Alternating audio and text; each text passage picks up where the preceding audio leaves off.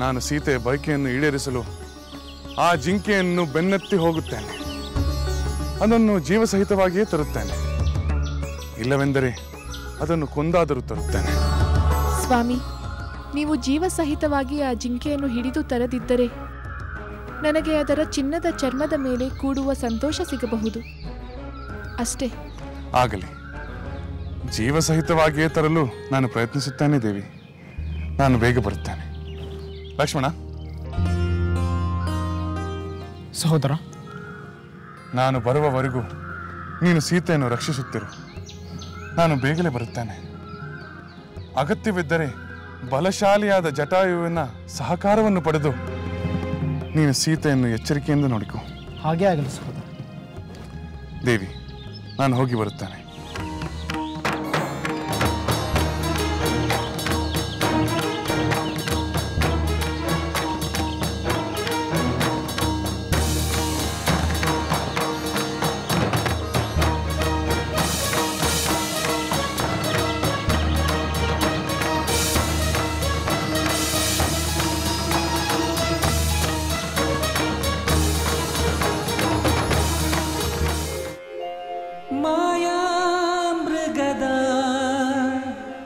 ಬೆನ್ನಟ್ಟಿದ ಶ್ರೀರಾಮ, ಮಾಯಾಮೃಗದ ಬೆನ್ನಟ್ಟಿದ ಶ್ರೀರಾಮ.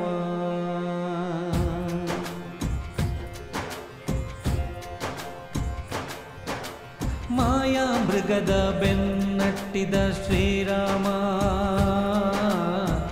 ಮಾಯಾಮೃಗದ ಬೆನ್ನಟ್ಟಿದ ಶ್ರೀರಾಮ, ಮಾಯಾಮೃಗದ ಬೆನ್ನಟ್ಟಿದ ಶ್ರೀರಾಮ,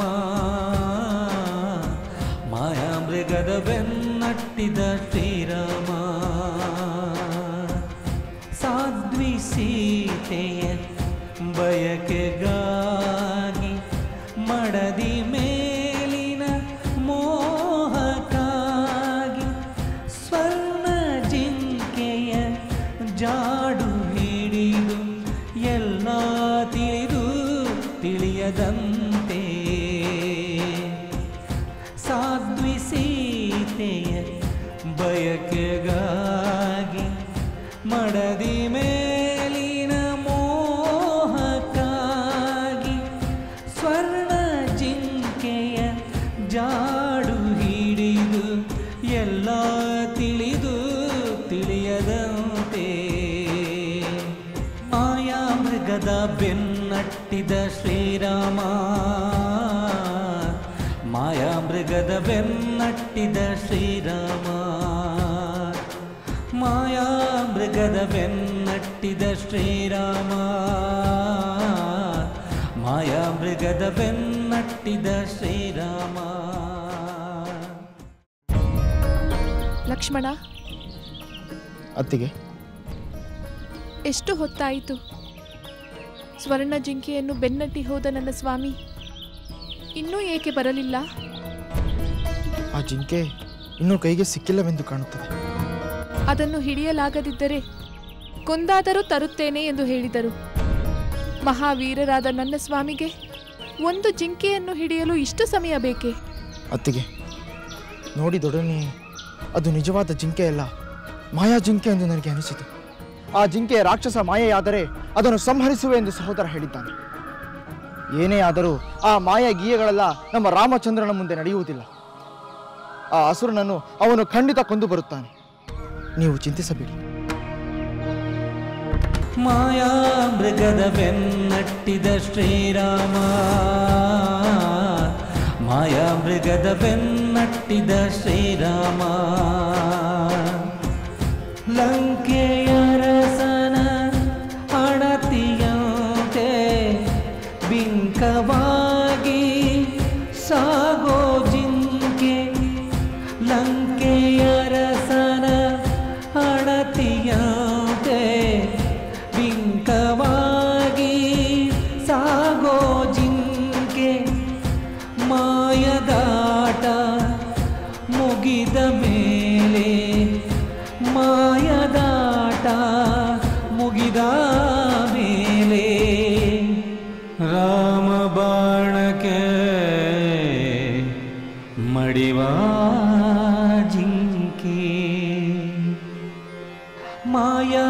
ಮಾಯಾಮೃಗದ ಬೆನ್ನಟ್ಟಿದ ಶ್ರೀರಾಮ ಮಾಯಾಮೃಗದ ಬೆನ್ನಟ್ಟಿದ ಶ್ರೀರಾಮ.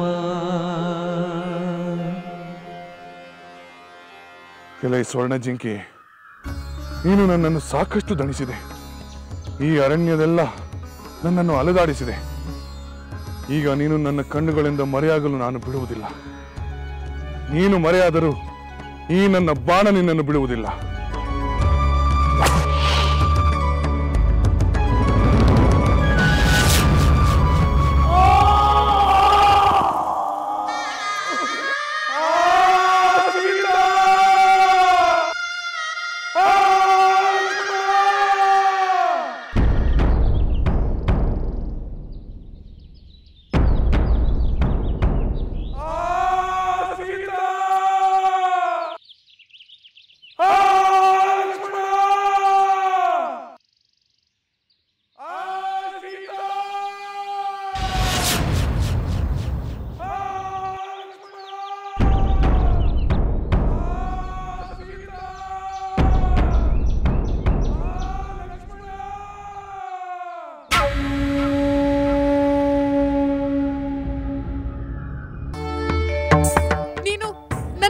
ಮೋಹದಿಂದಲೇ ನಮ್ಮ ಜೊತೆಯಲ್ಲಿ ಬಂದಿರುವಂತಿದೆ. ಶಿವ ಶಿವ,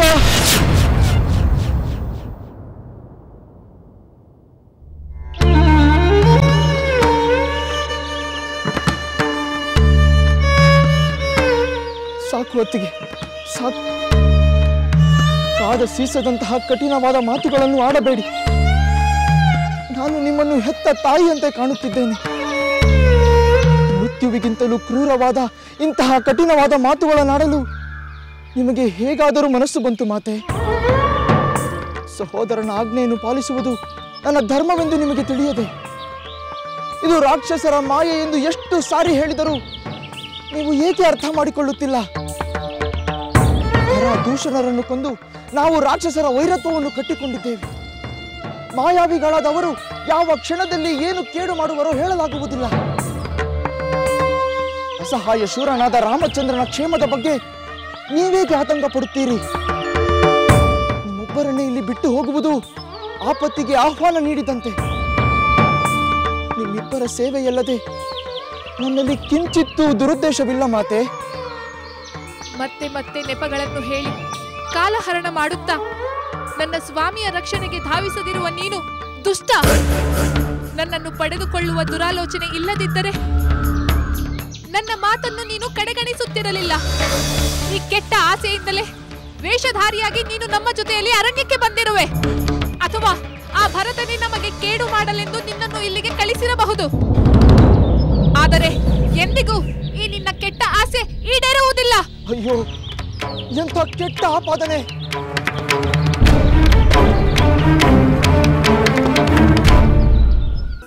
ಆಗಲಿ, ನಾನು ರಾಮನ ಬಳಿಗೆ ಹೋಗುತ್ತೇನೆ. ನಿಮಗೆ ಮಂಗಳವಾಗಲಿ. ಇಲ್ಲಿರುವ ವನ ದೇವತೆಗಳೇ ನಿಮ್ಮನ್ನು ರಕ್ಷಿಸಲಿ. ಆದರೆ ನನ್ನದೊಂದು ಭಿನ್ನ. ಏನದು? ಬೇಗ ಹೇಳು. ಅತ್ತಿಗೆ, ನಾನೀಗ ಇಲ್ಲಿ ಒಂದು ರೇಖೆಯನ್ನು ಎಳೆಯುತ್ತೇನೆ. ರಾಮನಾಗಲಿ ನಾನಾಗಲಿ ಹಿಂದಿರುಗಿ ಬರುವವರೆಗೂ ನೀವು ಯಾವ ಕಾರಣಕ್ಕೂ ಈ ರೇಖೆಯನ್ನು ದಾಟಿ ಆಚೆ ಬರಬೇಕು. ರಾಕ್ಷಸ ಕಾದಿಹ ಸಂಚನ್ನು ಮಾಡಿ ಸೀತೆಯ ಅಪಹರಣದ ಕ್ಷಣಕ್ಕಾಗಿ ರಕ್ಷಕನಾಗಿ ನಿಂತಿಹ ಲಕ್ಷ್ಮಣ. ಸೀತೆಯ ರಕ್ಷಕನಾಗಿ ನಿಂತಿಹ ಲಕ್ಷ್ಮಣ. ಸೀತೆಯ ಬಿಟ್ಟು ಹೋಗುವುದೆಂತೋ ರಾಕ್ಷಸ ಮಾಯೆಯ ಸಂಚು ಫಲಿಸಿತು. ಸೀತೆಯ ಕಳವಳ ಕಠಿಣದ ಮಾತು ಲಕ್ಷ್ಮಣ ಲಕ್ಷ್ಮಣನು ರಾಮನ ಹರಸಿ ಹೋಗುವಂತಾಗಿಸಿತು.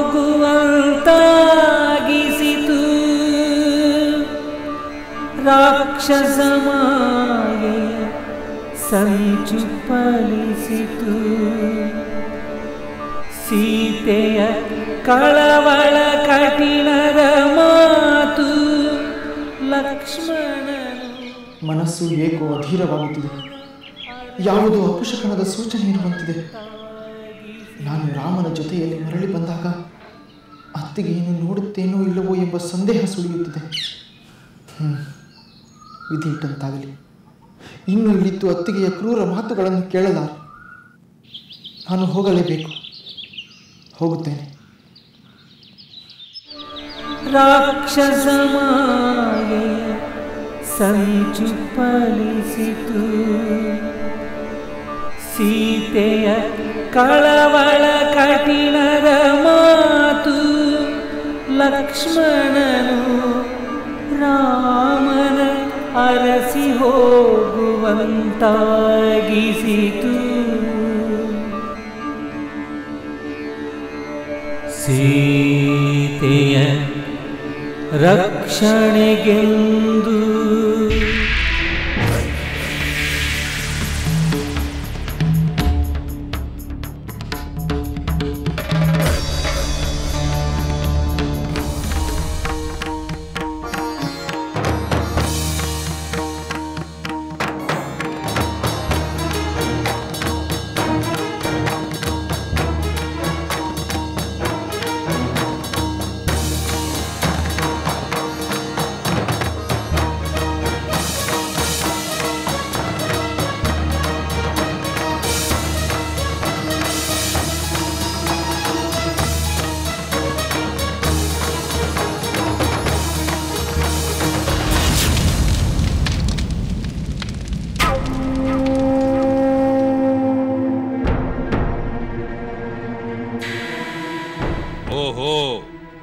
ಸೀತೆಯ ರಕ್ಷಣೆಗೆಂದು ಹಾಕಿದ ಈ ಲಕ್ಷ್ಮಣ ರೇಖೆಯು ಇಷ್ಟೊಂದು ಶಕ್ತಿಯುತವೇ?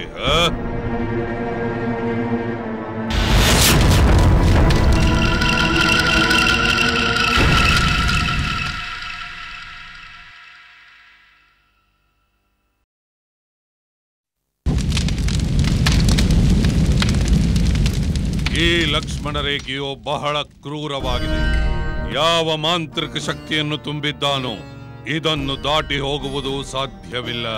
ಈಗೇನು ಮಾಡುವುದು? ಒಂದು ಸಲ ಸೀತೆ ಈ ಲಕ್ಷ್ಮಣ ರೇಖೆಯನ್ನು ದಾಟಿ ಹೊರಗೆ ಬಂದರೆ ಈ ರೇಖೆಯು ತನ್ನ ಶಕ್ತಿಯನ್ನೇ ಕಳೆದುಕೊಳ್ಳುವುದು. ಆ ನಂತರ ಇವಳನ್ನು ನನ್ನಿಂದ ಯಾರೂ ರಕ್ಷಿಸಲಾರರು.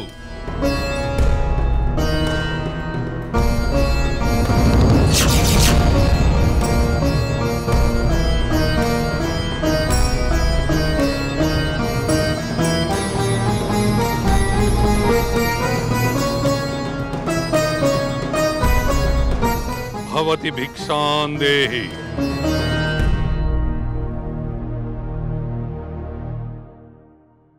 भवति भिक्षां देहि। ವಿಪ್ರೋತ್ತಮರಿಗೆ ವಂದನೆಗಳು.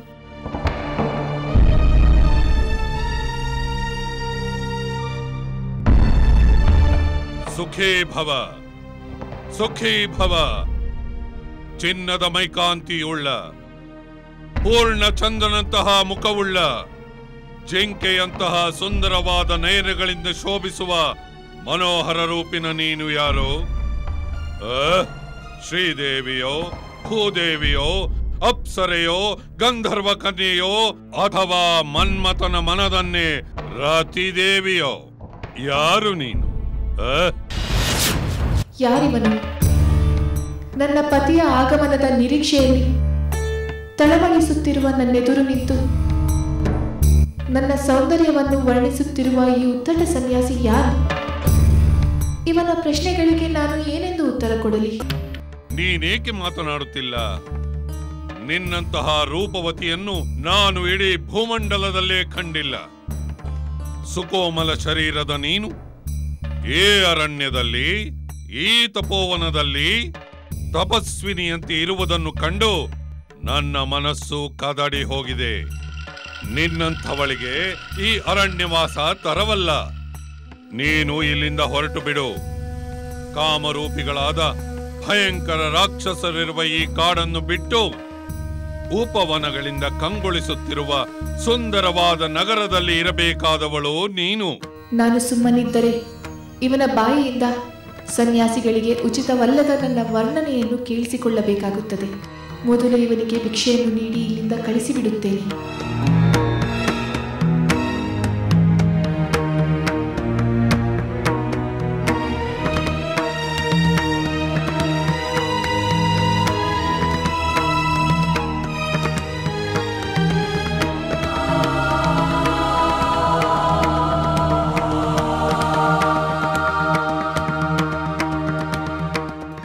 ಬ್ರಾಹ್ಮಣೋತ್ತಮ, ಅರಣ್ಯದಲ್ಲಿ ದೊರೆಯುವ ಉತ್ತಮವಾದ ಫಲಗಳನ್ನು ತಂದಿದ್ದೇನೆ.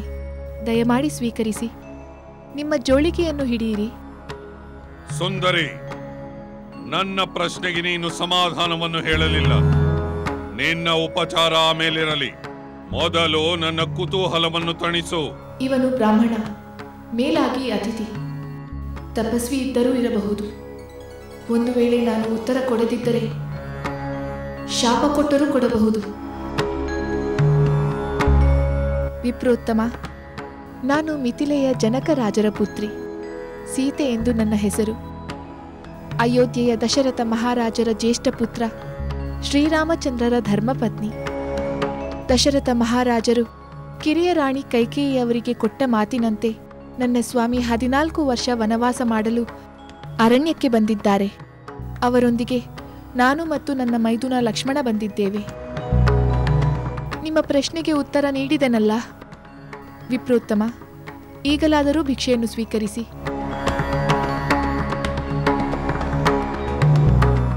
ಸುಂದರಿ, ಸನ್ಯಾಸಿಗಳಾದವರು ಸಂಸಾರಿಗಳ ವಸತಿಯ ಗಡಿಯನ್ನು ದಾಟಬಾರದು.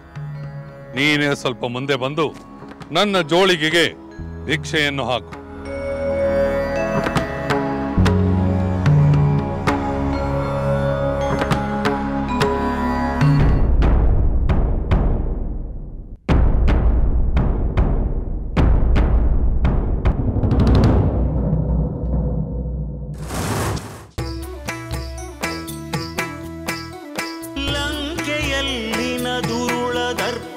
ಸೀತೆ ಸಹನೆಗೆ ಸೋತಿತು.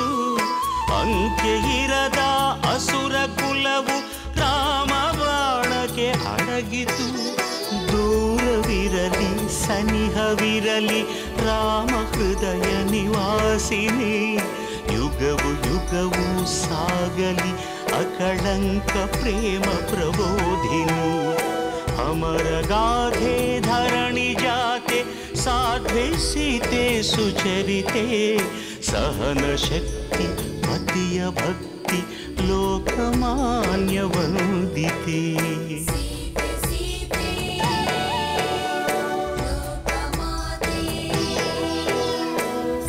ರಾಮ ಹೃದಯ ನಿವಾಸಿನಿ ಅಕಳಂಕ ಪ್ರೇಮ ಪ್ರಬೋಧಿನಿ. ಸೀತೆ ಮಾತೆ